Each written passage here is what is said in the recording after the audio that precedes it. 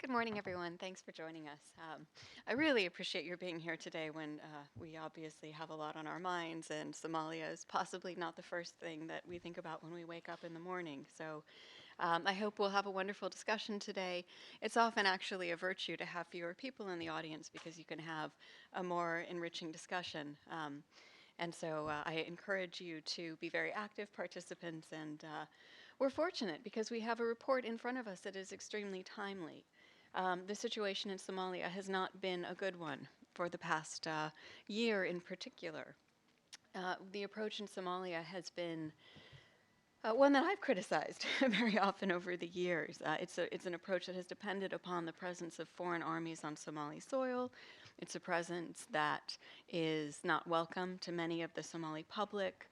Our efforts in the United States to back the Somali government, originally the transitional federal government, now the recognized government of Somalia, have often not been adequately bolstered by the kind of peace building and reconciliation efforts that really needs to precede the creation of a government entity. On the other hand, as this excellent report from Hate Speech International demonstrates, Al-Shabaab has worked very hard to do the kind of clan manipulation and public relations and messaging that has proven very effective not only in Somalia but in other parts of the globe. And that's why it's so interesting and useful that Hate Speech International has created this report, which really breaks down the mechanics of Al-Shabaab's approach at a time when the US and European strategy inside Somalia is looking very shaky, because it has become what is essentially an endless occupation by foreign armies inside Somalia, and one that's becoming expensive and possibly impossible to sustain. So a political solution of some kind may be necessary finally. We can't put it off any longer. And understanding exactly what Al-Shabaab has been saying, what the Somali people have been hearing, what aspects of their message works, why it doesn't work, is going to be absolutely essential to crafting a strategy that in the future will deliver the kind of results that the Somali people deserve. It's my great pleasure to launch this report today. I thank the authors of the report for being here. I will introduce them in just a moment. In the meantime, I'm going to invite Mr. Cheryl Stormark, the CEO of Hate Speech International, to come on the stage and briefly introduce his organization. Thank you so much.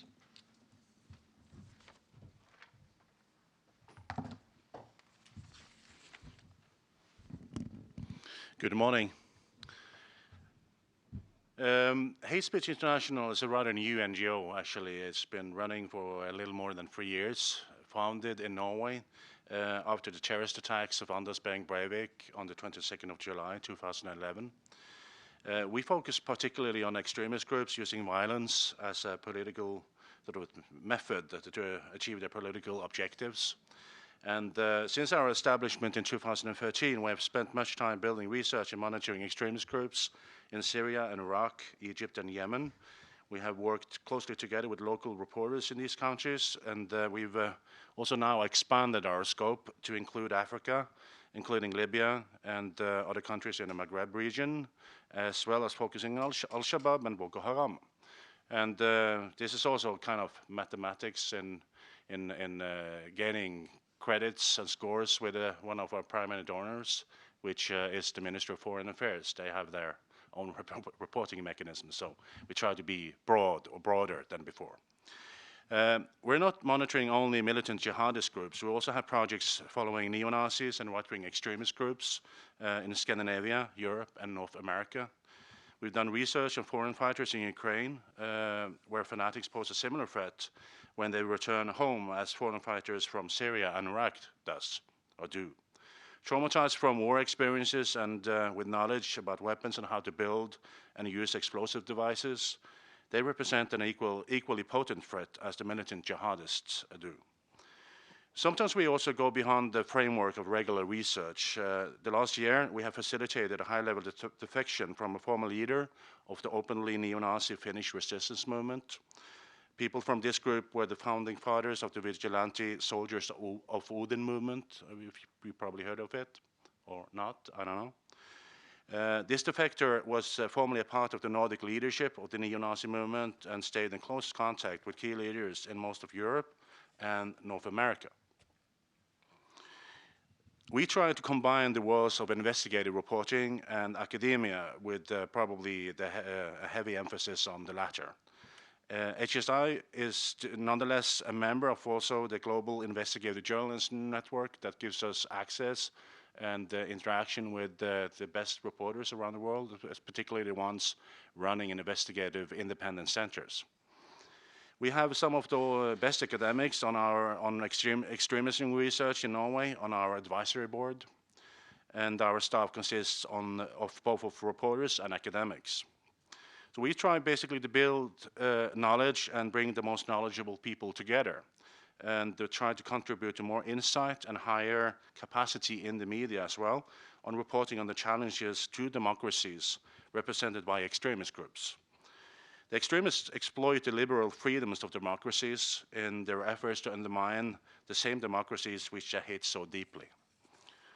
So fear can lead to bad choices and dangerous assumptions, and this is why reports like this one represented here today are so important.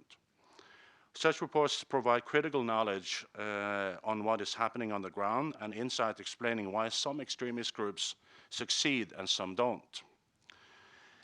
We're always looking for new input and new friends to connect with, and feel free to reach out to me after the discussions. Last but not least, let me thank the author of the report, Christopher Ansalon, for his brilliant work. It is a true pleasure to introduce this event and also to provide an opportunity to focus on something else than the US election. It might come in handy these days. And without further ado, I now hand the floor back to Bronwyn. Thank you so much for your attention.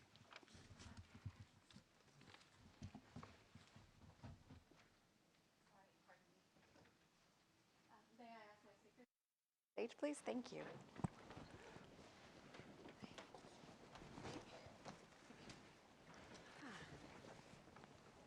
So, it's my pleasure today to introduce Stig Jarl Hansen, who will be doing a response. Stig is difficult to introduce. There's not very much to say about him except that he wrote the book on Al-Shabaab, the best book on Al-Shabaab, and has studied Somalia with an intensity that is truly intimidating, even to those of us who have watched it with great passion for the last 10 years or so.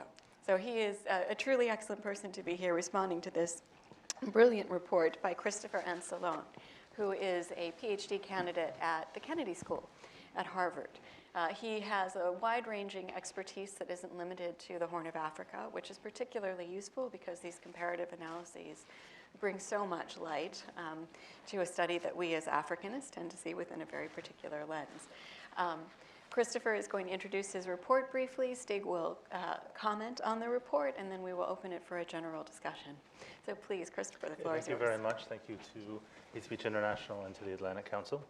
So basically, the report, in a nutshell, traces the history and evolution of Al-Shabaab's media and information campaign, media and information operations, from its inception sort of in late 2006, early 2007, through to the current day.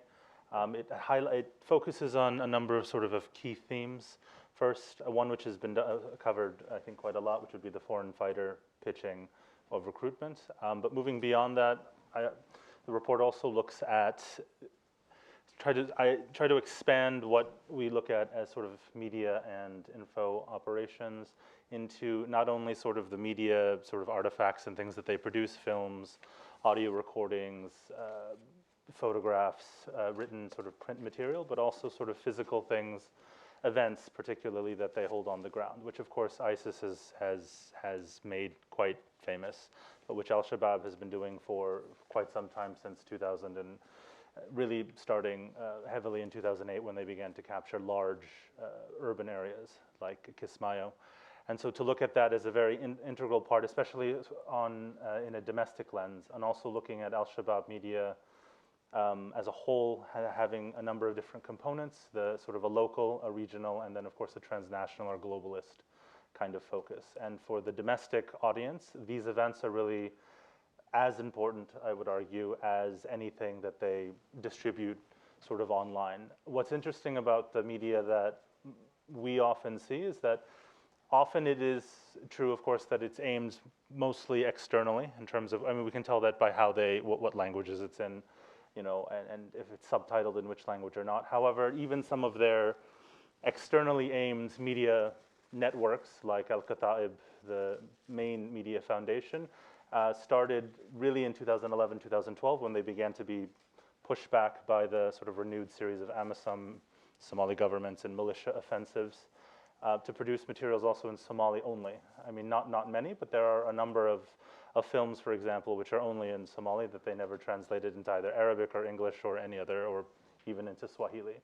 And then, of course, beginning really in 2012, though they did this earlier, but really ramping up in 2012, there's a whole sort of body of literature and media, or literature might be a bit generous, but primary literature in Swahili. Not all of it is produced only by Al-Shabaab. There are also sort of affiliate organizations like Al-Muhajirun in East Africa, and there are others which it's indeterminate in terms of who produced it, but clearly which are pro-Shabaab in their focus. So looking at sort of on the ground, Friday prayers, particularly the communal prayers which end the two Muslim holidays, Eid al-Adha and Eid al-Fitr. So these are very important for Al-Shabaab. They continue to be important to this day. In October, when Eid al-Adha, before October, at the end of September, when it was Eid al-Adha, they had communal prayers. Of course, they don't control, central parts of Mogadishu anymore, but these are still very key events where you will see top insurgent leaders appear, often whether they be regional governors or other. Fuad Muhammad Khalaf Shangola, very important ideologues will appear at these events.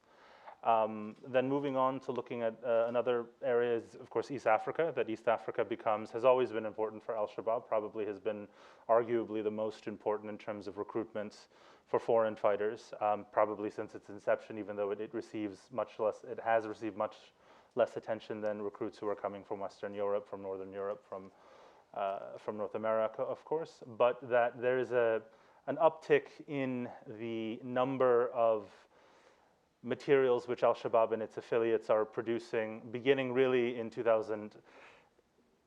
ratcheting up really in 2012 and continuing into 2013, that both in the number of pieces written or audiovisual or audio that are in Swahili or also in Swahili, but also that are in terms of the number of Kenyan, specifically foreign fighters, which we see appearing at not only in their media materials, but also at their events. So for example, when they formalized their affiliation with Al-Qaeda Central in 2012, they had a number of official sort of celebratory events. One was in Kismayo. In Kismayo, they had a number of Swahili sort of foreign fighters there. Then looking also at something that I call a kind of jihadi journalism, which is this counter-messaging idea. So beginning really in really early 2009, 2010, where they would have a media kind of dueling with AMISOM. So they would attack an AMISOM base. AMISOM would say, no, they didn't. We didn't lose anybody. They're lying. And then, of course, the truth seems to be somewhere in the middle. So then Al-Shabaab would release either photographs or some sort of visual proof with IDs where you could read. They did this a number of times. Dainile in October of 2011, when they killed, between 50 and they claimed over 100, but somewhere probably around 50 to 70 Burundian AMISOM soldiers, which AMISOM said that they lost 10. And then Al-Shabaab said they killed 101. And then the truth seems to be, but the New York Times did some reporting on the ground, and it seems that even locals who are not pro-Al-Shabaab said, well, there were about between 50 and 70 bodies who had Burundian AMISOM uniforms. So looking at that, so this kind of jihadi journalism also, and I include in that also the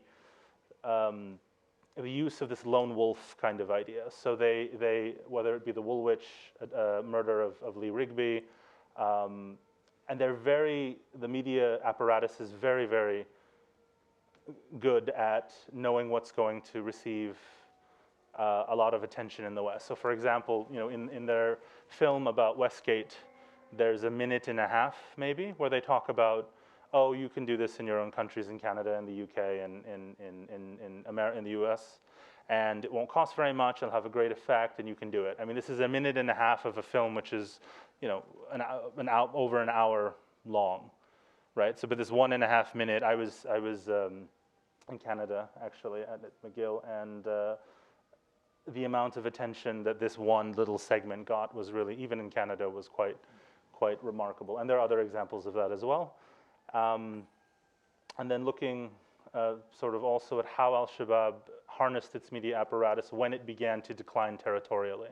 So this is, interestingly, what we see, and we see this with other jihadi groups as well, we see this including with ISIS, that they have a stock of footage which they record, but they don't necessarily always release right away.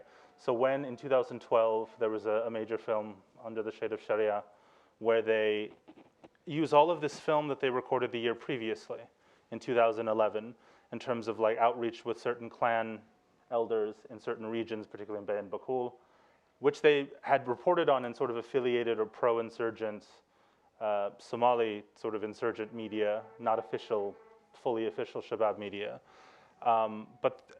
So, I mean, in terms of, you can tell they release photographs, things like this, but they had this footage which they decided to, for whatever reason, keep back, and then they use it at this time when they're facing a lot of significant pressure. And then finally looking at the competition between Islamic State, ISIS, and Al-Shabaab, and how that's played out both in the media landscape, both from the sort of pro-ISIS side and also from the Shabaab side. And the Shabaab side has been much more muted than the ISIS side. The ISIS media, of course, has been trying to really push this first Shabaab, and then when it was clear that Shabaab as a whole wasn't going to move over, then individual members of Shabaab to move over. And they've had some success. I mean, the exact estimates, of course, are very difficult. I think the highest estimate I've seen, and Stig can talk more about this, I think, were 200 or 300. But in terms of the ISIS and ISIS-affiliated media, there have been nowhere near that many who've appeared on film. And that may be because they don't want that to happen, but this image of power that they attempt to project is, at least in the media front, quite limited. And that's sort of how the report closes, is looking at this ongoing competition between ISIS and Shabaab.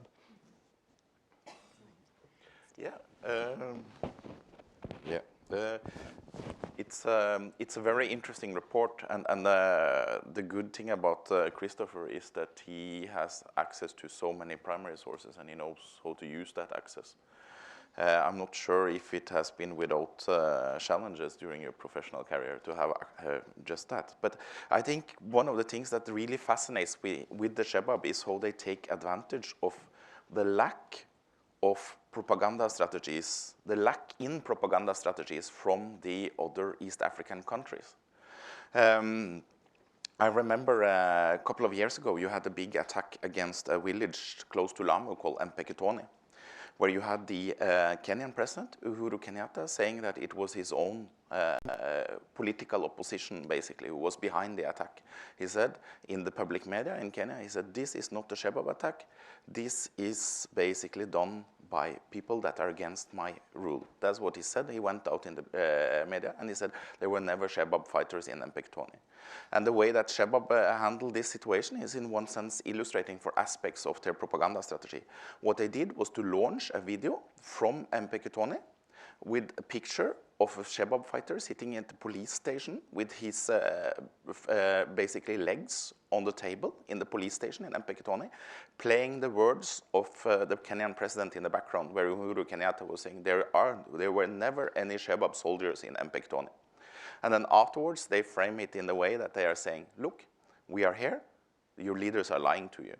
And the good thing for the Shabaab is really the problems of the region, that they can take advantage of what's going on in the world and tilt it and reinterpret it.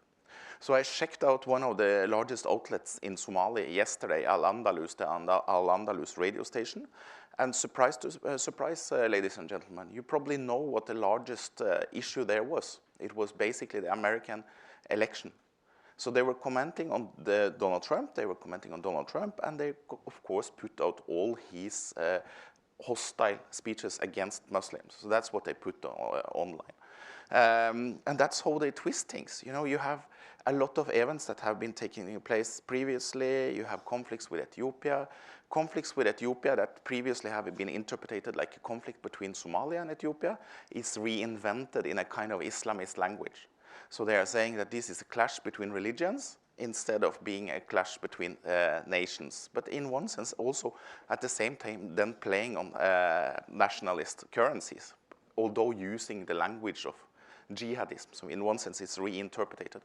And that's also something we can say today. When I looked at this webpage, Al-Andalus, yesterday, I think it's easy to see that Ethiopia now is a major feature in Shabaab propaganda. So you always have this twisting of reality, actually picking parts of reality and turning it around. And that has had some really strange effects, ladies and gentlemen.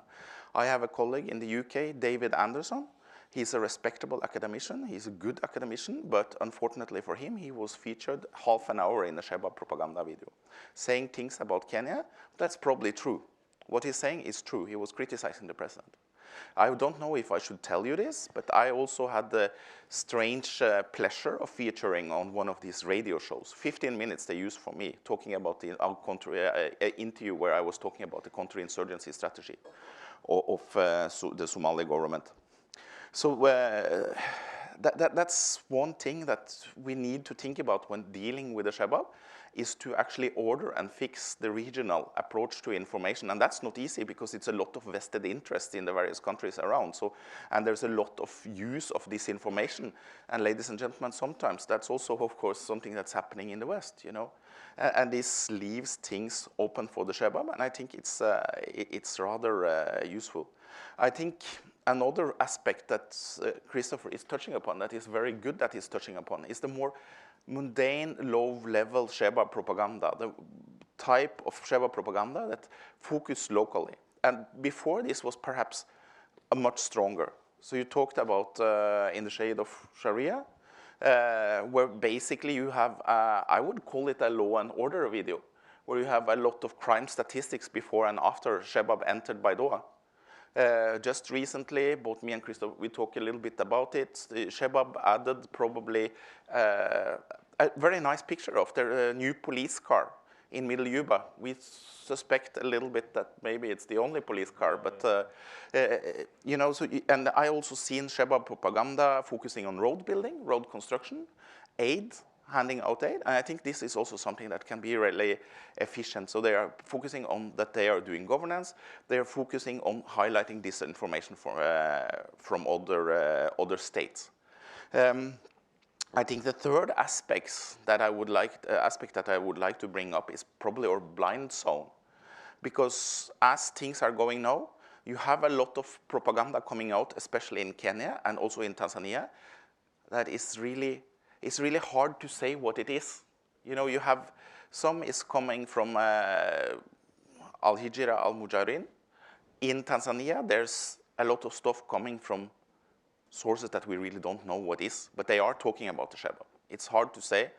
And my sadness, but it's hard to work with both for me and Christopher, is that there might be a lot of, for example, mobile phone videos that are circulating, that are not really put on the net, for example, in Tanzania and Kenya, that are circulating around, like happened with Boko Haram in its early phase. You know, they use another media that we're not really used to. So it's really hard to really understand what's going on in Tanzania and in Kenya propaganda-wise. But I guess my main point is that the Shabaab are pretty good at twitching real events and making it, interpreting it into their world, and the things that they are using as a foundation is actually reality. They're just twisting it. Excellent, thank you. I would like to open this to the audience quickly, but one of the things that it strikes me as interesting is this this reference that you made, Stig, and I believe that you may also have made, Christopher, to reality, which has always been very hard to establish in the Somali context. I think one of the defining characteristics of the efforts in Somalia has been to define what is reality, who is the insurgent group. For a long time, we described the transitional federal government as the government, and Al-Shabaab is the insurgents, even though Al-Shabaab controlled all the territory, delivered all the services, appeared to have more support from the public. And you yourself have just mentioned that a lot of the times the propaganda that they're using is not unreal. I mean, they are doing things like providing law and order and then advertising their actual conduct. And on the other hand, they are twisting reality. So it would be interesting to me to hear a little bit more on where is the line? To what extent now are Al-Shabaab playing a role that the Somalis are interpreting as useful to them? And to what extent is this image that Shabaab is promoting actually a falsehood? And then what are the ways that they are using these activities that are, again, constructive from an objective point of view to further a jihadi agenda? Just briefly, a word on that would be really helpful. Thank you. Yeah, I think, the first thing I would like to add is that, inside Somalia, the Shabaab have been playing their game for quite a long time. They had a period where they had large advantages in 2006 until 2009, because 2006 they were a part of the Sharia courts. I was there during the Sharia courts, and it was really peaceful. So they were really harnessing the peace, producing the peace. It was a kind of a paradise for the people they liked. And they projected that image into the insurgency. The trouble from 2009 until 2013 was that they tried to do governance, and at times they weren't that good. They put foreign fighters outside of Kismayo to do the taxing, and that was a very mixed experience, to put it lightly. And so in one sense, they kind of ruined that a little bit of their image inside Somalia. What they need to play on now is basically local clan animosities. So you have a lot of things going on in the lower Shabelle. You have the government army is recruited from one clan that occupied the area before. So this opens up for some ideal situations for them. And all these local conflicts can be twisted and turned by the Shabaab.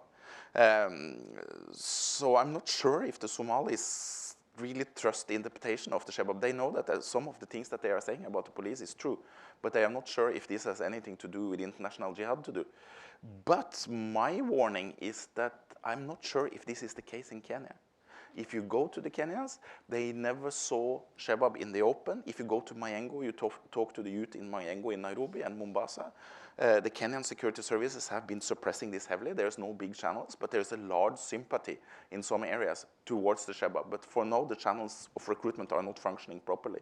But it's a potential there that we haven't really properly dealt with. And the Kenyan youth hasn't really seen the Shabaab up front in doing governance, so they can believe a lot of these old narratives that they used to use in Somalia. Mm-hmm. And I think sort of to just jump off on what Stig was talking about, this idea of a kind of law, maybe not justice, but a law and order, even if it's very, very, very harsh.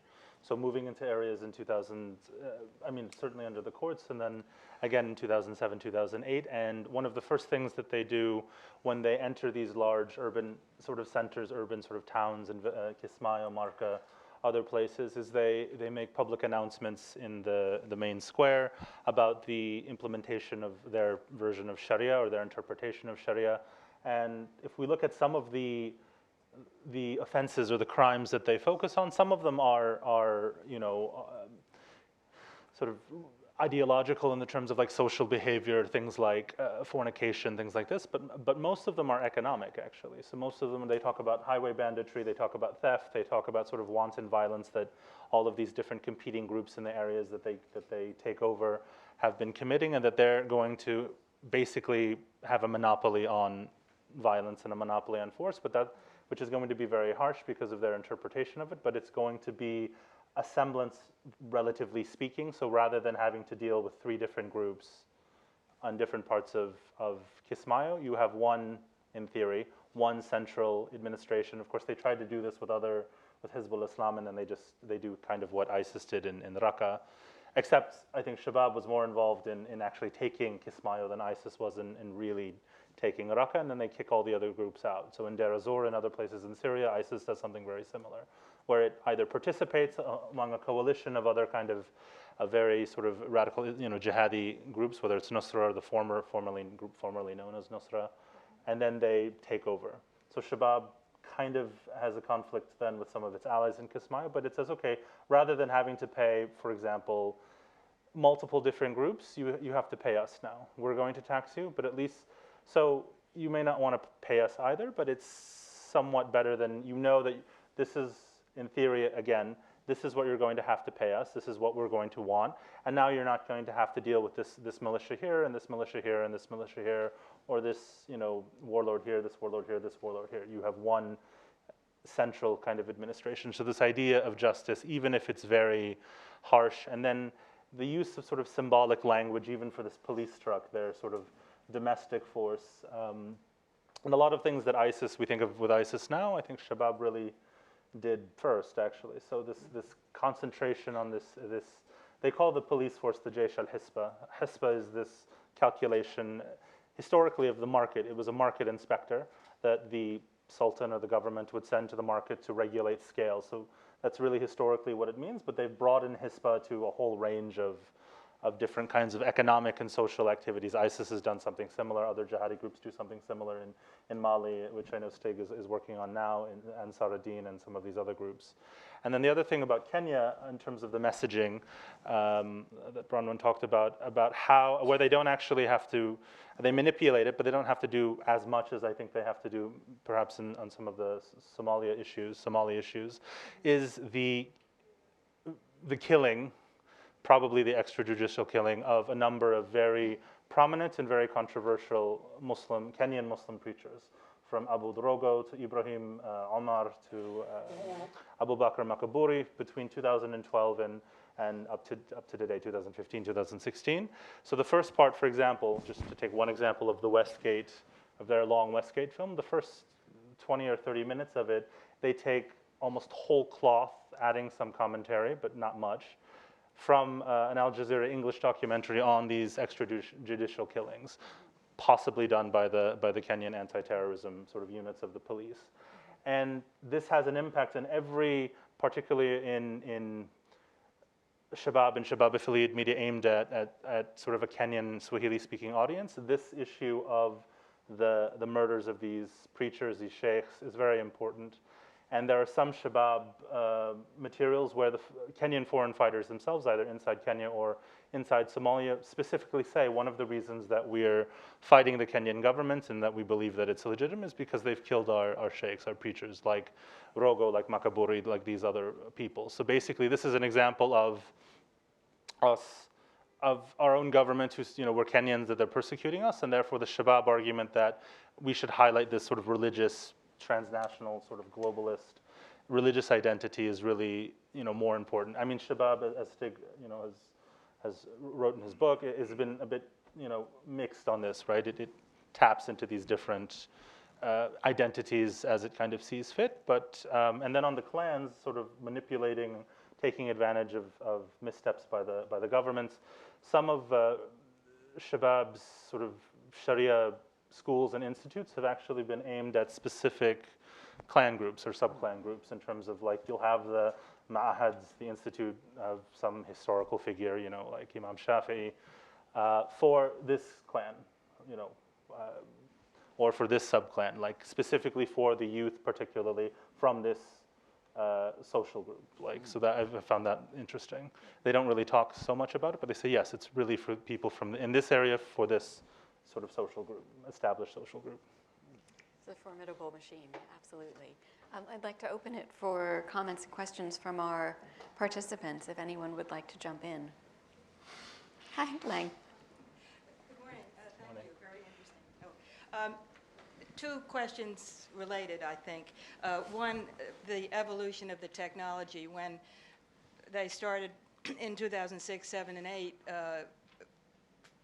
cell phones and the internet were not as prevalent as they are now, and radio would have been more of the medium. So could you talk a little bit about the evolution of their target technology and so forth? And the related question is, are the architects of this, are they all homegrown Somalis, or are they getting technical assistance from the diaspora? And if they're homegrown, are they Somalis who have been educated somewhere overseas? Interesting. Yeah, I think this is highly interesting question. If I can start with a diaspora question about the help at the start. Actually, one of the two of the major Shabaab sites in the early history of the Shabaab can be traced back to Scandinavia. You had a Swedish right-wing activist, and maybe Kjetil knows a little bit about this, that turned into a jihadi that had the nickname Abu Osama al-Swede, who ran one of the sites out of Gothenburg. But it was taken over. This guy, he is now in Syria, so he left Sweden and he ended up in Syria. In Norway, you had the court case with regards to the Khatib site. So there was a Khatib media site that was hosted in Norway, but the Norwegian government lost the court case, so it wasn't proved that this was the same Khatib media site that started out. But it seemed at least that one of the big media sites had some serious help from outside, and it was hosted outside, and it functioned from outside. I think, you know, at the start, Shabaab issued propaganda online, and they built up their radio network after a while. First by taking over local radio stations. After a while, when they were on their height of the power, they built up a radio chain of around 6 Andalus radio stations. So it was a chain that had certain core programs. Some of them are still running. You know, The World Today went on air yesterday commenting on Trump.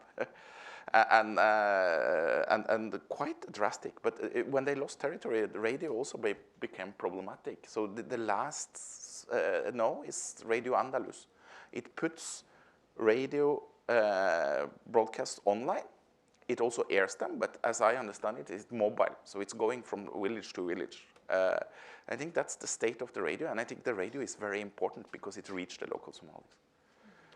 There's, in terms of the technology, I mean, there's a clear shift sort of beginning in 2009, where the early Shabaab videos are very grainy in terms of the footage, most of them. The narrative is much more, it's not as fluid, it seems it's not as well kind of put together.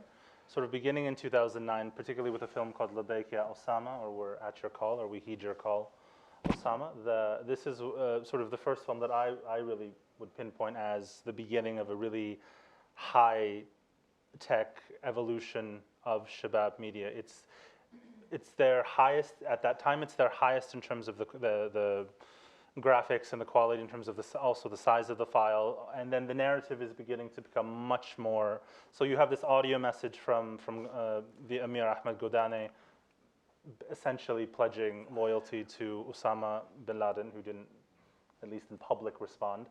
But it's not just, you know, here's the message and then there's some other parts that will just jam together. It actually runs through the narrative, and they have this cohesive narrative, and it closes with the photographs of Obama meeting with various Muslim heads of Muslim states that are not, certainly in the jihadi community, not widely respected. The Saudi king, King Abdullah, sort of others, you know, Musharraf, these people meeting with them like this. These are your Muslim leaders, just like ours in Somalia. These are the people that they're working with. They show Sheikh Sharif with the president of Ethiopia. They say, look, I mean, this is the person who's supposedly representing Somali interests. And they continue this, and what's very interesting is even when they begin to be pushed out of all of the major urban centers, the media slows down somewhat, particularly the print, sort of the externally aimed print media. So they used to produce these daily, not only military reports, but primarily military reports, short little blurbs about we did this here, we did this here. They also do talk about civilian things. They literally used to, in 2009, for example, 2010, would release these daily. Then that went to weekly, and then now it's at monthly. So they'll release one sort of large omnibus monthly thing. So the last one was they haven't done one for, and they do it by the Islamic lunar month. I haven't seen one for Muharram. I've seen one for the end of the last year, the Dhul Qa'dah, I think, right? And so there's been a slowing there, but the quality in terms of their audiovisual material has, if anything, gone up or maintained a steady sort of level of in terms of production quality, which has been very interesting. It hasn't gone down as you may expect. They did lose some of the terrestrial radio stations they had at their height in 2010. Also, they had just started a terrestrial television domestic broadcast of I think Al-Qatar television, or I forget what they called it. I mean, this didn't last very long as they began being pushed out in 2011 or withdrawing. In terms of the foreigners, it's hard to tell. There are certainly, in the externally based media, there is certainly a very prominent role. So for example, for English language material, beginning in 2010, there's a particular foreign fighter. They've never named him, even with a nom de guerre. We don't know who he is. We know he's a Brit because of his accent. We don't know, I haven't seen anything in terms of really about his identity, and Shabaab has not even, again, said it, Abu whoever, Al whatever, Brittani. They haven't said anything, but he appears first in 2010 in a series of films basically telling the Burundian and the Ugandan public, you really should pressure your government to leave Somalia. Why are your soldiers here? They're dying for no reason. And there's one right before the Kampala bombings, and there's one right after, and the messages are linked. And he's appeared in every single Shabaab, not just film, but also recording. So after Westgate, Godane had a message, an audio message about Westgate. There was another version of it, which was this British foreign fighter, voicing it over, right? And it's called the Battle of Badr in Nairobi, Badr Nairobi. And so he keeps appearing in all of these, the sort of English language sort of films, the same person, or he'll be voicing over when they translate films. But they have sort of a segmented, often so very important figures in one media, like this gentleman here, Abdul Aziz Abu Musab, who is their military spokesman. Well, I mean, I guess it's clear who he is. He appears daily on Radio Al-Andalus and Radio Al-Furqan, their other sort of media, sort of radio station, delivering these media reports. He appears after every major sort of attack, and he'll give this kind of interview to Somali language and also insurgent Somali language kind of media outlets. He has, I think, once or twice, I think only once, really crossed over and been shown briefly in an Al-Kataib media film. So it's interesting that there does seem to be this segmentation between the domestic and the sort of transnational media. This is not quite as true with the regional media, especially now. Kenya, particularly Kenya, but is a major feature also of media which is aimed sort of the Kataib media, which is aimed mostly externally. But domestically, it's more, I think, limited. I would cautiously sort of say that. Yeah.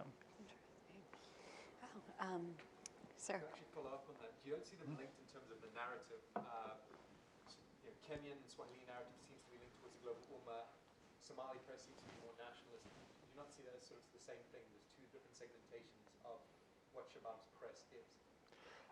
Partly, yes. I mean, what's interesting also, even though I think also about the Kenyan media, so they've also been somewhat maybe less inconsistent, but they've had sort of mixed messages maybe in terms of the first part of the Westgate film, not the part that they take from the documentary, but the part which is being narrated by this British foreign fighter actually, talks about the colonial creation of Kenya. And in Shabaab and Shabaab-affiliated media in Swahili, they talk about basically, I mean, they compare Kenya, basically what Britain did in Kenya, according to them, is similar to what it did in Palestine, in the Levant, in Israel and Palestine, where basically, and they describe Kenya as the Britain's African Israel. They want sort of a client state in the region that they can kind of work through to kind of suppress and sort of impose their will. And this is really how they talk about Kenya. And they talk even to Kenyan Muslims. They have this religious sort of pan-Islamic identity, but they also talk in terms of, that trying to, appeal to certain forms of Kenyan, non-Somali Kenyan and also Somali Kenyan kinds of sort of group pride. So for the Kenyan Somalis, they talk about how, the cleaving off of the northeast province from Somalia. They talk about Ogaden, they talk about this kind of thing and they talk about it really in a very Somali-centric, Somali identity kind of way, not so much purely in this kind of religious, kind of way that you're Muslim, so we should all be together. So they've been somewhat inconsistent, I think. I mean, and their early media, their logo for their media department, which used to be just called Media Department, one of the very early ones, sort of either maybe not officially Shabaab, but proto-Shabaab, was a map of Somalia, actually, with, I think, 2 crossed Kalashnikovs and like a black flag, not the the one that they use now, that ISIS also uses, but one of their early flags. So it actually is a map of Somalia, which is also, even at that time, is inconsistent with some of their messaging, where they're talking about, quoting bin Laden in Zawahiri about the global ummah and this kind of thing. It's somewhat fragmented, I think. Maybe not fragmented, but it's inconsistent. Yeah, I think the Kenyan and also the Tanzanian efforts of the Shabaab also shows this ability to reinterpret local narratives, because at least at the start in some of their Swahili, as you said, some of their Swahili publications, you had this focus on a lot of the anti-colonial rhetorics that I see in other places, but it was reframed and reinterpreted into an Islamist narrative, before your masters were British, now they are the Zionists.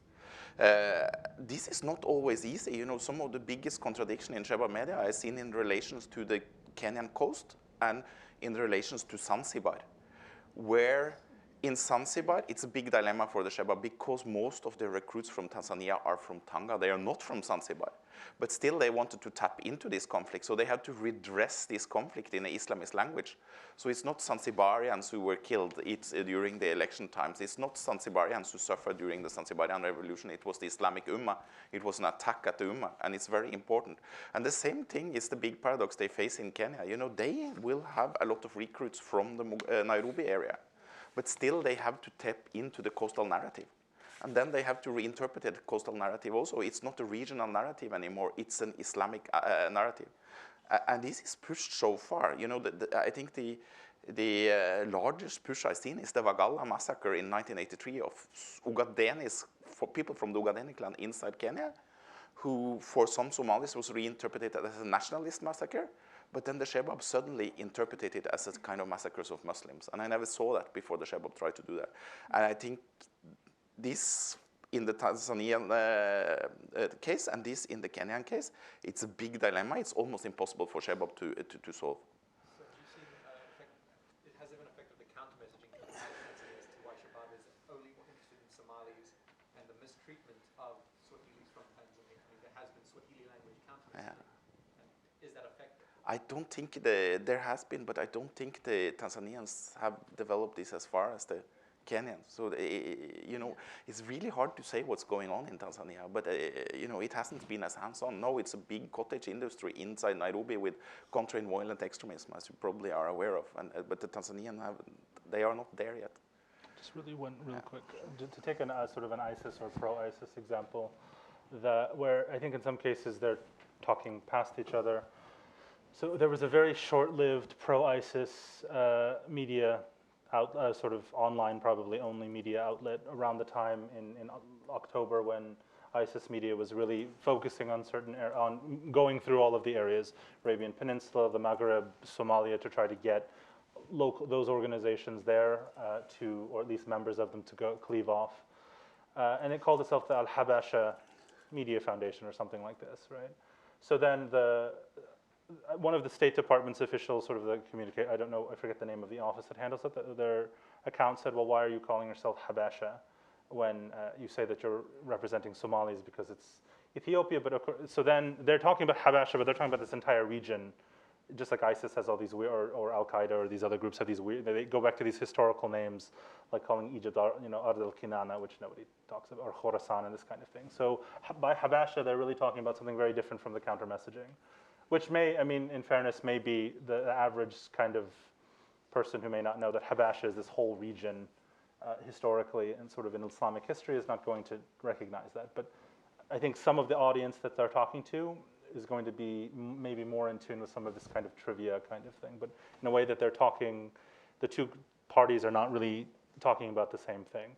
One is taking a very modernist, okay, Habashi is Ethiopian, but this pro-ISIS sort of media outlet was talking about Habasha in this much broader kind of, and building on this kind of historical, the use of all this term, Hispa and all of this sort of terminology, and in terms of also that, how, with Salafism and these groups, in some ways, of course, whether it's ISIS or Shabaab, they draw upon Salafi ideas, but some of the methodology is a bit different from sort of maybe orthodox Salafism, at least in some scholastic Salafism, let's call it, in some ways, in the sense that in theory at least, right, Salafis are against wedding themselves too closely to historical figures, even very famous ones like the founders of the four Sunni legal schools, right, because they think that this is elevating, I mean, I'm simplifying this, but elevating human beings to a role that they shouldn't have. But speaking specifically about Shabaab, they will quote very specific historical figures, and I think it's because, I would argue it's because, in a way, the authenticity, this kind of authenticity, we're quoting this very famous scholar, you know, whether it's Shafi or Anas bin Malik or whoever, or Bukhari, and so therefore from that we want to get this kind of look, we're quoting these very, you know, you recognize them as legitimate, we want to be seen in that light, so then this is not as Salafi, I think, as some of their other ideas, right, theological kind of cartwheels. Ambassador Shin. Two questions, if I may.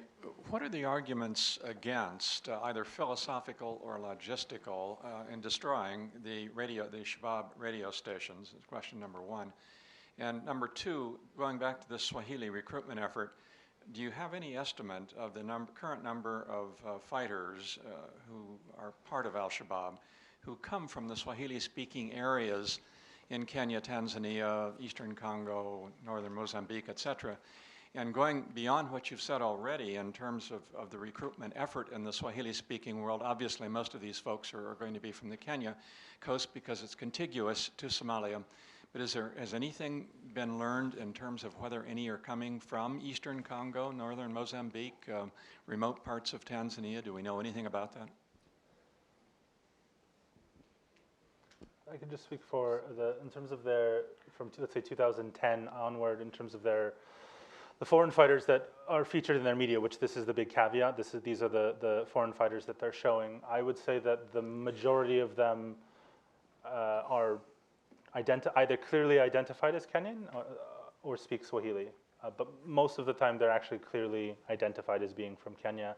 I haven't seen any, again, this is limited to their sort of publicly available media, any from Congo or Mozambique, or at least who are identified in that way. I know some of the ISIS films aimed at Somalia have featured people from both Ethiopia and from Somali foreign fighters as well as Ethiopian foreign fighters. But in Shabaab media, I haven't seen at least any from sort of these other regions. Really, they're from Kenya. There's some from Tanzania. There's some from Uganda. I can't remember seeing anyone from and you know, some from sort of southern Sudan, but not any from some of these other areas that you mentioned, Ambassador. You talked about hitting the media station of the Shabaab. I don't know if it's a prioritized target or not, but what I know is that the Shabaab is very afraid of it. That's why they keep the last, what I've been told is that the last broadcaster is mobile. It moves around, really. So they want to build up some kind of resilience to prevent it. Estimates of Kenyan and Tanzanian foreign fighters, the Supreme Council of Kenyan Muslims, they say that they have at least 900 returnees that they are trying to deal with. So that's what they're saying. And I know old estimates from when they had regional control, you would talk 200-300. Adding to some of the problems here are population groups that is hard to define. So you have the Bayunis around the Lamu area, but they are not only around the Lamu area, they are in Kismayo, they're very closely connected and never care that much about the borders, but you can see that Bayuni recruitment to the Shabaab have been quite large. You know, they have some big characters from the Bayuni. And then, of course, you have the Somalis that goes back and forth across the border as well. So sometimes this is a little bit hard. Today, it's probably declined a little bit, but it's hard to estimate. But I think maybe 200-300, not today. Some of the big issues here are also the returnees. And they seem to have units also that are specifically. There's some who are in Kenya, and there's some, in Somalia, and there's some that seem to be tasked with operating almost solely along the border, but solely in Kenya. I mean, some of the media materials have highlighted attacks in Kenya, but by units that seem to be based actually on the Kenyan side and not on the not crossing from. And for the Bayunis and some Kenyans. Yeah, for the Bayunis, this is actually makes sense because they always traversed across the borders. They have their connections on both sides of the borders. And I think some of the most active units inside Kenya from the Shabaab, they are drawing from a lot of Bayuni recruits, especially around Lamu. Wow. Ma'am. Two questions. One, how are their media operations financed? What's the revenue stream? And two, how much of their media products are targeted specifically for mobile devices? Yeah, that, I think financing is hard. I mean, a lot of their financing is domestic. I mean, that's important. for a point, and also that a lot of the terms of production, it doesn't require a lot. Once you have the sort of the software and the, the sort of hardware, software and hardware, that it's not going to take, in terms of its production necessarily, once you have it, a lot of sort of constant reinvestment in terms of updating software, but not in terms of, so the actual, I think, cost of production is going to be quite low, relatively speaking. And then also the jihadi films generally, I mean, certainly going back, but also really to this day, are usually produced in a number of different versions. There's going to be and this is for all groups. This is for the Al-Qaeda groups. This is for ISIS. This is for the Pakistani Taliban groups, the Afghan Taliban, the Haqqanis. They'll produce one version, which is the top sort of highest quality version, and then it'll go down from there. And they'll literally talk about them as the highest quality, middle quality, lowest quality, mobile quality, which are going to be usually very, very, very, like, not very good in terms of very grainy, but you can hear, you'll be able to hear the audio, depending on the production and how high it is, you'll be able to see it. And I think I don't really work on the sort of mobile stuff, but it may have improved since I last looked at some of the mobile versions, because as smartphones have increased. But there'll be a number of different versions, and maybe 4, 5, or 6 even, that they'll produce. So the highest one, which is the one that is going to be the one that they probably would prefer people see, but there'll be a mobile one which you can just download on your phone and not sort of kill your phone. Yeah, I would say that when it comes to the mobile strategies of the Shabaab, it needs more research. Simply, there is a lot of research to be done there, and not only the Shabaab, but also other and places. They don't have something like ISIS where it has apps. Yeah. I mean, literally apps. There's a very, if it wasn't so, I think there's one for children to learn the Arabic alphabet. There's one to teach them I think the the Taliban has one as well. The Taliban, at least it used to, it's been dueling with, I think, the App Store about whether it has a media. It has like WhatsApp accounts. It has the Taliban has them in like 5 or 6 languages, from Dari to Pashto to Urdu, Arabic, and English. I think the revenue question is actually very important because, and I completely agree with Christopher here, because a lot of people see these global financing channels, and some people talk about ivory. It's really doubtful that there is an ivory connection there. Some people talk about these big revenue streams. Shabaab, the general trademark of the Shabaab is that it's cheap in operations and makes it able to finance itself locally. And sometimes when you highlight these more conspiratory international sources, it removes away the focus from simple things you can do. So close to Kismayo, Shabaab is thrown out of Kismayo. Close to Kismayo, they control areas. If you want to go into Kismayo with share call, for example, you need to go through Shabaab areas. They will tax you. On the roads, they will come and put up a checkpoint. Then they tax the people coming there. And then the Amisom will throw them out. And then Shabaab pulls out, and Amisom pull back to the bases, and then Shabaab will come back.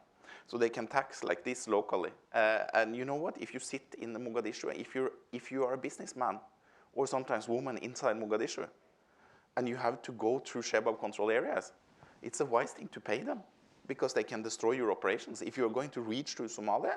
So I think, what you have in Somalia, and this is the key to solving the Somali conflict. I think what you have in Somalia today is a kind of semi-territorial controlled by the Shabaab. If you look into their attacks, they are in theory behind enemy lines. Most of their heavy attacks are in theory behind enemy lines. Why? Because there are no really enemy lines. The way it functions is that you have the various Amisom forces liking to enjoy their life in the garrisons. So they are not really that interested in securing the villages. So they will come to a village, hold the village, then pull back to the base, and then the Shabaab will come, kill the supporters that seemingly supported AMISOM. And then, of course, if you are a local in the countryside, you have to relate to the Shabaab. You try to marry into the Shabaab. Your daughter can create some kind of peace. You marry it up to the Shabaab leader. You can send somebody to the Shabaab to negotiate. You can send your sons into the Shabaab because then maybe they won't kill you next time they come to your village. So you have to relate to the Shabaab that they are still, in a way that they're still doing governance. And this has to be fixed. Otherwise, the Shabaab can go on for quite a while. And it's not without relevance for the United States. You know, I think when you talked about some of the videos that focused, it hasn't been efficient so far, but one of the most interesting aspects of the Shabaab for the United States is all the time the kind of propaganda about the lone wolf killer. You can do this. You don't need to come to us. You can do this. You can act on your own. So far, it hasn't been that efficient. So far, they face some big defeats by IS internationally. You know, the people from Minnesota that went to the Shabaab, they stopped going to the Shabaab. They started to go to the Islamic State instead. But still, you have that voice saying over and over again, you can do this back home. You can attack these malls. You can do this back home. And that's probably one of the more... I think there is a difference, though, between... which we see where ISIS claims all of these things, some of which it has some connection to, some of which it probably doesn't have any connection to at all. Whereas, to me at least, a lot of the lone wolf stuff coming from Shabaab seems to be, they really want people to go there. They still really want people to go there. And the lone wolf thing is kind of really, I think in some cases, like in the sort of in the Westgate video or with the film they did about the murder of Lee Rigby was kind of more for a propaganda media effect than an actual really interest in having. And but, you know, they always say, yes, if you can't come here, you can do this, but really we would like you. And if you look at if we look at their other media, they really want people still to go there. Yeah. They would prefer it. Whereas ISIS, I think, has this different kind of interest in terms of projecting an image of being everywhere. But nevertheless, you have this repetition of this message over and over again. Yeah. There's a Somali proverb, one lives on food and news. And there's a lot of loyalty among Somalis, at least at the time I was living there, and listening to, say, the BBC broadcast in Somali or Swahili, etc. And the day revolves around that. Now, you've described quite a range of channels, methods, tools, audiences, inside and outside Somalia. Can you give an idea of a big picture of the saturation of these broadcasts? Who listens to them? How many you think there may be? What are the targeted areas within Somalia? And you did mention, of course, Kenya, Tanzania, outside the country as well. I mean, do you have a sort of general clue? Are you able to get data together to find out this kind of information about who the audience is and how devoted they are to these broadcasts? That's very difficult, especially the externally aimed media. So one of the reasons I wanted to include sort of events, communal social events on the ground is that to widen kind of the media or the messaging, let's call it, perspective, as these Shabaab organized communal events, I think are on the domestic side particularly very, very important, and maybe one of the primary ways, sort of not only to broadcast the message, but also demonstrations of power. So even after they had withdrawn from Mogadishu, withdrawn from other areas, until they were, withdrew also from Barawe, that became their center for about a year and a half. But even now in sort of the more rural areas, they have these, fairly respectable, especially for rural areas, attendance for, the Eid al-Adha prayers, for example. That this is another way of their kind of demonstration of, but it's one that they don't really highlight on the external media so much, especially now. But it's hard, it's very difficult in terms of some of the particularly the externally aimed media to know who exactly is consuming it. We know that some of their affiliate groups in Kenya, there'll be kind of cross-pollinization, if we can think of it that way, in terms of referencing and things like this. And also from the earliest Shabaab films, there's particularly from Al-Qaeda films, and also from certain particularly charismatic, important ideological figures like Omar Abdurrahman, the blind sheikh, and Abdullah Azam, these people. So we see it where sometimes in some of the earliest Shabaab films, they'll take whole parts of an Al-Qaeda film and they'll put it in their own film and then they'll package their own narrative around it.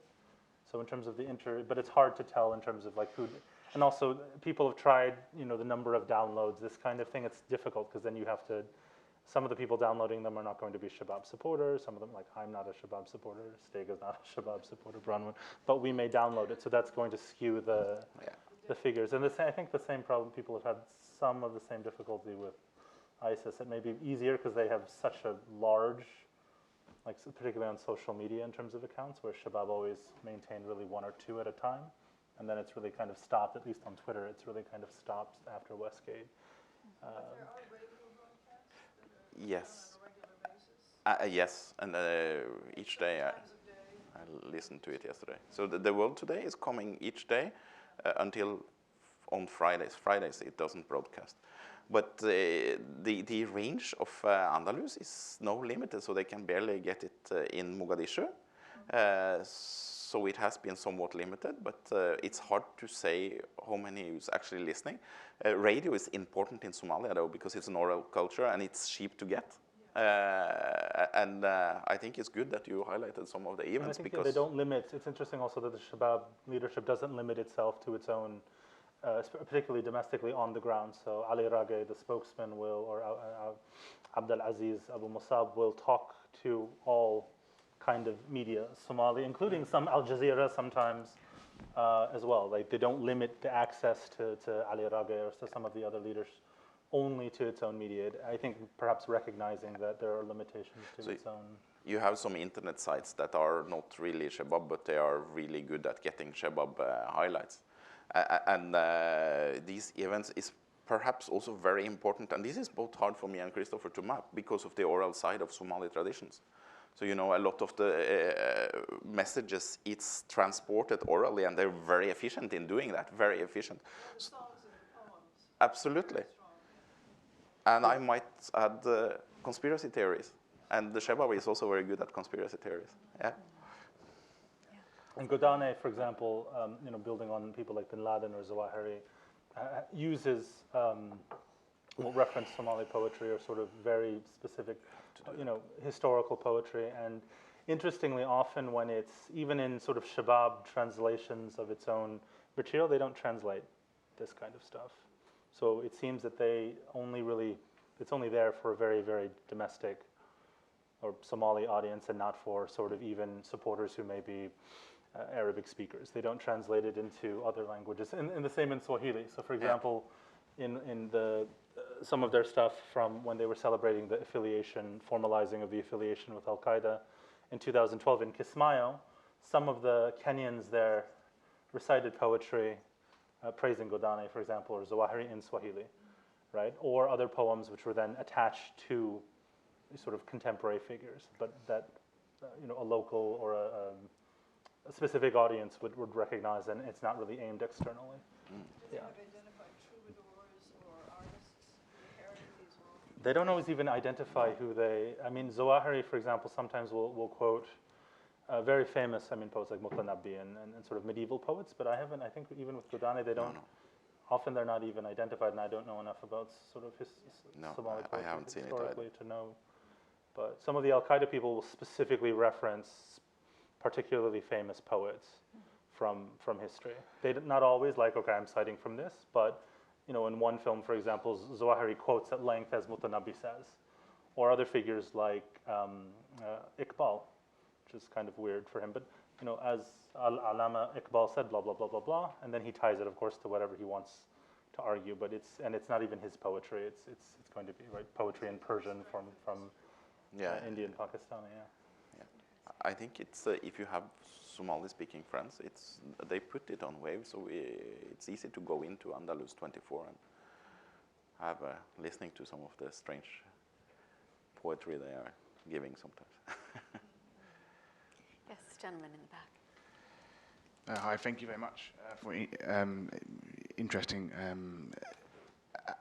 analysis. I've kind of glanced at the report, and you, at the end, kind of talk about how the rise of ISIS has obviously led to kind of internal kind of tensions within Al-Shabaab. Can you talk about perhaps how the stylistically and substantively the media products have kind of changed in kind of the reaction to ISIS too, because they've obviously changed a lot about how terrorist groups communicate? Oh, for sure.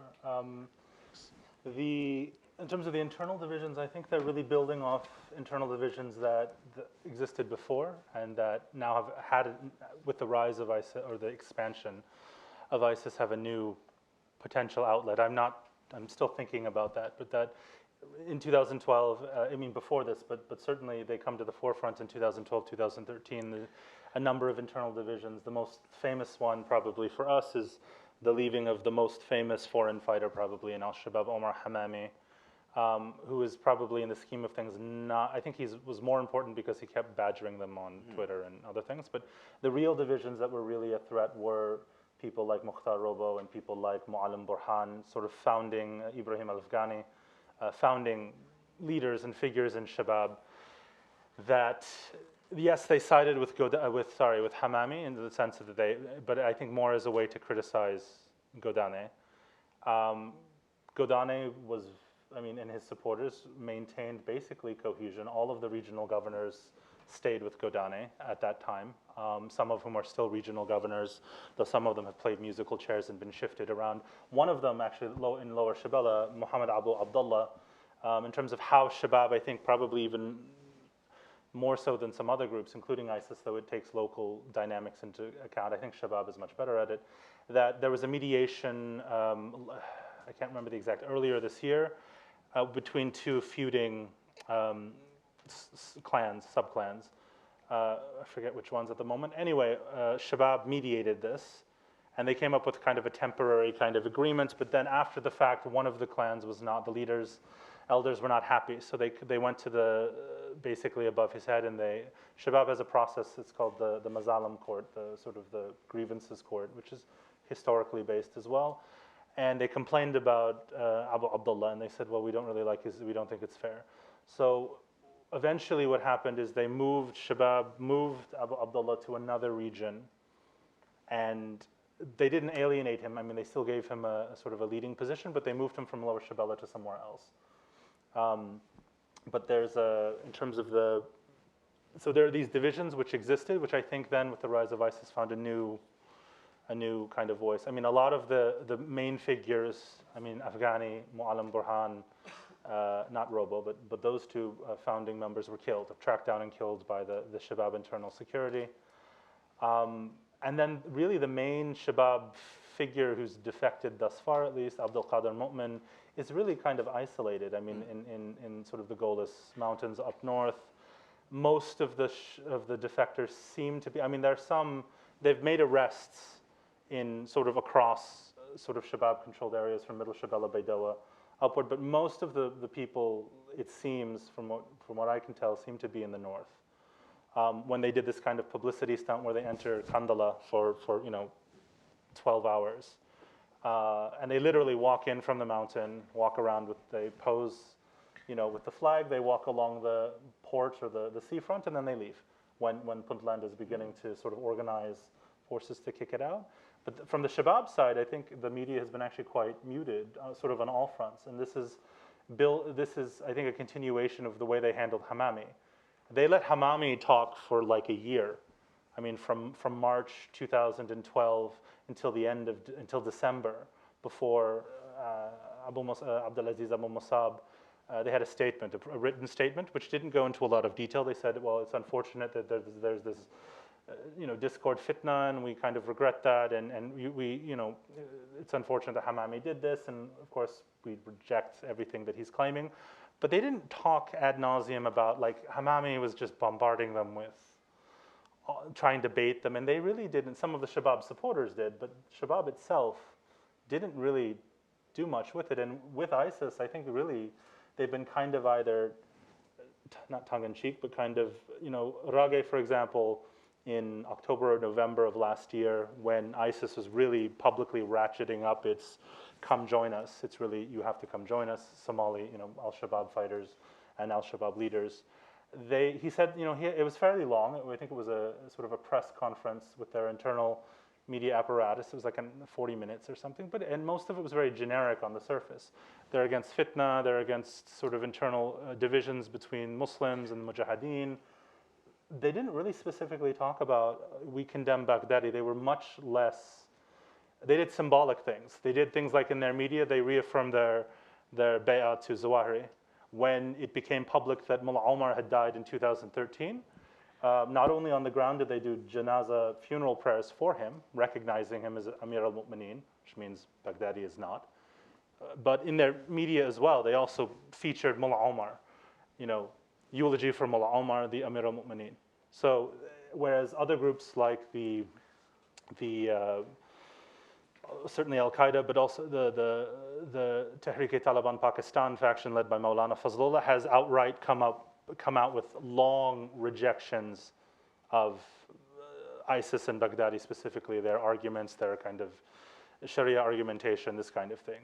Shabab, at least from what I haven't seen anything like that. They've been much more muted, which may be to not give so much attention to some of these. Shabab was a little bit twofold on it, because you had the security services that was after a while quite good at striking down. There was some scaring rumors inside the Shabab about Gamodere, one of their field commanders really tilting between the organizations, and that would have been scary, but they were very efficient on the ground in hitting down on sub-commanders.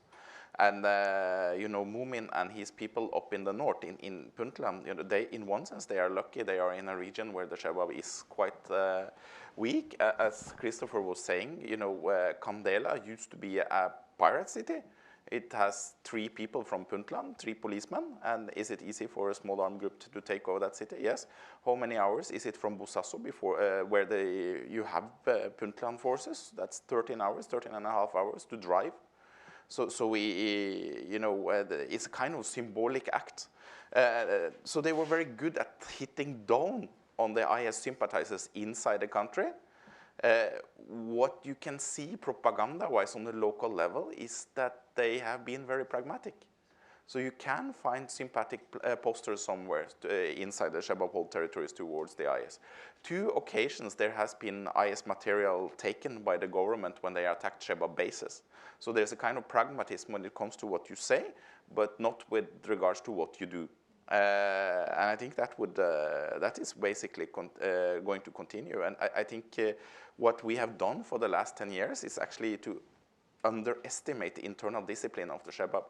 I think they are quite good at keeping internal ranks. When you had the split, they managed actually to end, Godana managed to end on the top of that split, easily.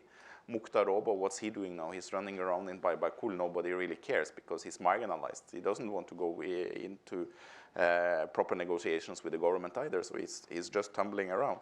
I think that is the state of the Shabab, propaganda-wise, a little bit pragmatic when it comes to discipline and internal order, ruthless.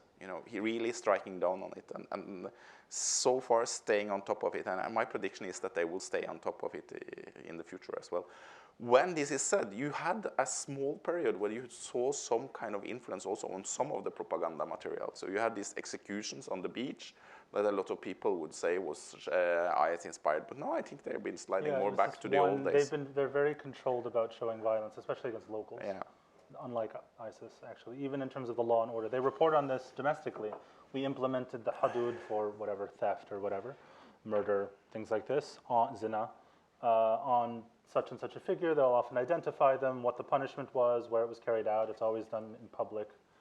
But they don't film it usually. There's 2 examples. This is one. Another one, to find another one, at least officially in terms of that they recorded and broadcast externally, was back in 2009, where they executed two men that they accused of spying and or working with AMISOM or the government. And that, I think, is a different class of kind of spies, are a different class of sort of offender in terms of this kind of, wanton kind of literally kind of ISIS style. It's very different from the Not that ISIS is the only group that does it, but that it is just one-off weird kind of thing. It seems to be, it's not kind of a clear thing. It was strange to conduct It's not a research. regular thing. It was strange to conduct research in the northeast of Kenya because when you asked a lot of the radical youth, they will clearly have IS sympathies. And then you ask them, why don't you do anything about it? And several of my field researchers also participated in this. And they would say that they are afraid of the Shabaab. They believe that the Shabaab have bought out the police locally. They control the local sheikhs. They have infiltrated the local society. So they don't want to push their IS agenda because they're afraid of the Shabaab, which is a kind of big paradox. And I think also maybe that might explain why Shabaab media has not been as upfront as ISIS media. Pro-ISIS media in Somalia has been, so when we go back to October of last year with Mu'min's Beya, it's a really crappy recording. I mean, it's very difficult even. Then it's months and months and months and months and months until April, actually. I think April, March, I think April, where they release a film. And it's literally Mu'min with like 10 or 12 people, mostly boys, on a barren plain. And it has some grandiose military training camp of whatever. And but it's like Mu'min walking with like 10 people. And then it's another months and months and months and months until the last Eid, where they have another, ISIS-affiliated media or ISIS media outlet, which releases another film, which is more the most sort of polished. But basically, it's still only in terms of messaging. They feature a number of different a number of different fighters speaking in a number of different languages, and Mu'min is there, and then you see them do the Eid prayer, and that's about it. Right? That's the most polished. So there's this long gaps where Shabaab has all of the security apparatus in place, the governing, quote unquote, if we call it that, or the control mechanisms in place, the media mechanisms in place, the local relations sort of mechanisms in place. And even when they enter Kandala, the pro-ISIS Mu'min people, at least according to the reporting, the local elders said, no, you can't, you have to leave. And they said, no, we'll do whatever we want. But then when push came to shove, they left. Rather than be kicked out, because that would probably have ruined the media, I think, effect. It's much better. You see them, walking, and then they withdraw. I think, early in the morning, right, under cover of kind of darkness. Yeah. So. And perhaps Somalia's most efficient military unit, it's in Bargal, which is 14 hours away, which is the Puntland Coast Guard, and which is trained by the Emirates. So they wouldn't have stood a chance, I think. Well, I think that we could carry this conversation for a long time, but I want to thank you both tremendously, because it's rare that we are able to have a really granular analysis of this nature. And I hope that the next time you're in the U.S., you let us know so that we can reconvene and benefit more from your extensive and really impressive knowledge on this subject. Thank everyone for being here, and you in particular.